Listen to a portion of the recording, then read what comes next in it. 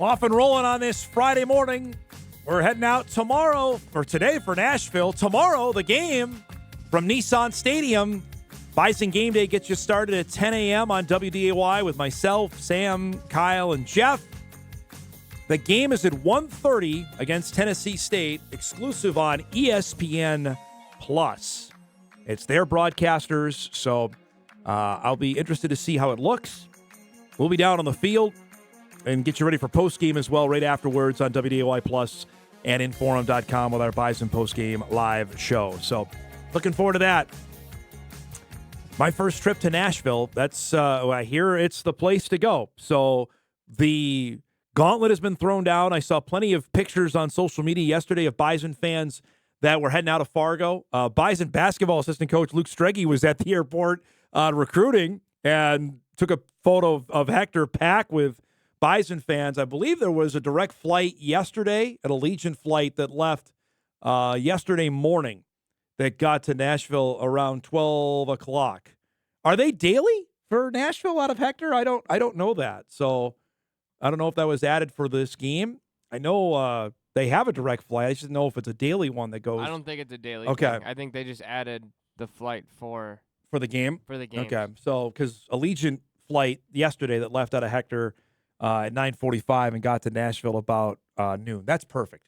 2-hour flight. That is, that's straight shot. I overheard some of our crew talking about it today. Anytime you don't have a layover, you're A-okay. So that's the curious thing about this weekend, to see how many fans are going to be there. I'm really interested about that once we arrive later today.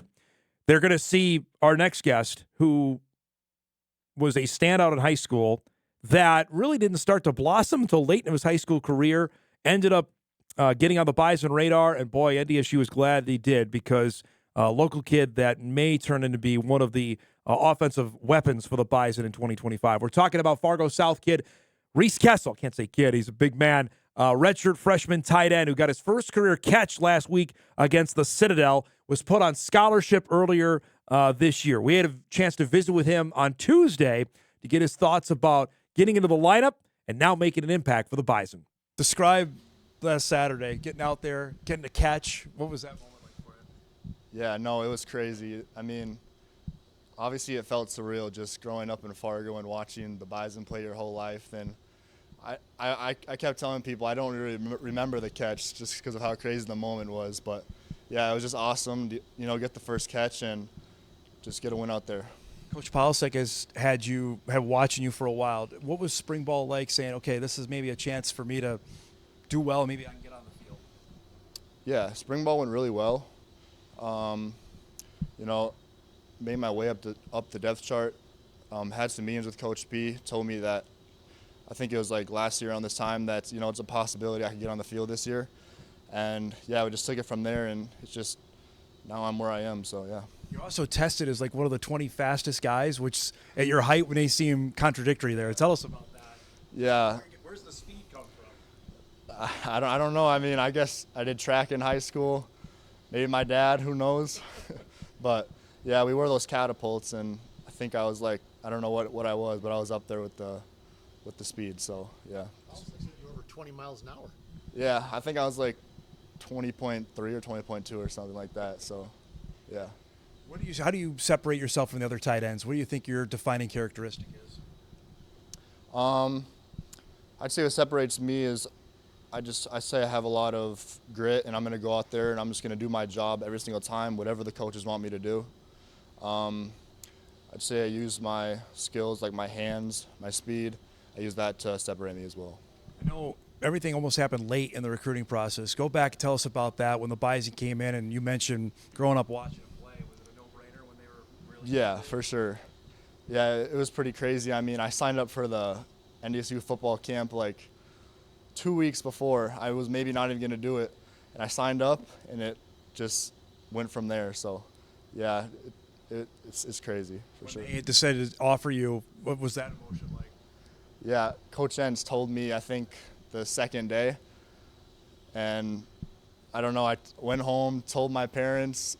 I mean, I think they were even surprised. They were like, it was just a big roller coaster of emotions, but obviously it turned out very well. So Now your family's doing it again with your younger brother. What's that like from you to observe it, what he's going through? You just did it. Yeah, it's awesome. I mean, my mom's always talking to me like, you got to help your little brother with the recruiting process because he doesn't know what's going on really.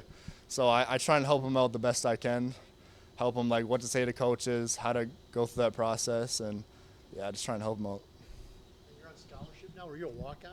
Yeah, I came in as a preferred walk-on, got that at the camp, and then last week I got put on scholarship, which is pretty cool. Yeah. What was that? Describe that.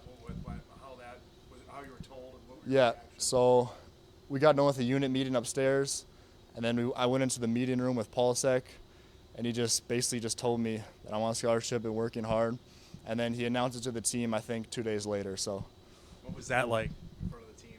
it was awesome. My team's awesome. My teammates give everything to them, and yeah, it was just an awesome moment. They all congratulated me, high-fived me, just stuff like that. More So. importantly, what was the phone call to mom and dad? Yeah, it was crazy. I actually went home that night and told them because obviously I'm from Fargo. So, yeah, the look on their face, I kind of told them just right when I got home, and they were just, it was an awesome moment for sure. So. Being the dad of a college kid, that was a look of relief. Yeah. It wasn't about you, it was about them. Yeah, for sure. Paulsek has talked about 3 times. He's told us to watch the route you ran on your catch. That it was just said it was just a perfect route. The way you identified the coverage and you made the cut. Is that like part of your strength? Does that talk about that a little bit? Yeah. Yeah, I'd say one of my strengths was for sure my route running, my catching, just stuff like that. I kind of took him to the middle of the field, squared him up a little bit, just what I'm taught by my coach, Coach Larson. He teaches me a lot. Squared him up, then snapped it off. It's what we call a Dover route. So I guess he said I did good, so it worked out well. Paulsek can't stop talking about it, so you must have liked what you did. So That's a good cool. sign. That's a good sign. Yeah, for sure. That's our conversation with Reese there, who neat story, especially being a Fargo kid. When he found out he got put on scholarship, to be able to go actually tell mom and dad in person, that's fantastic. And the athletic ability is there. The height, size, all the components are there for him to be a really, really good player. And at a spot at tight end where we had some question marks heading into the season regarding what NDSU was going to do at that spot. Carson Williams was dinged up all of fall camp. He did not play in the Citadel game. Finn Diggins got hurt on the second or third play of the game.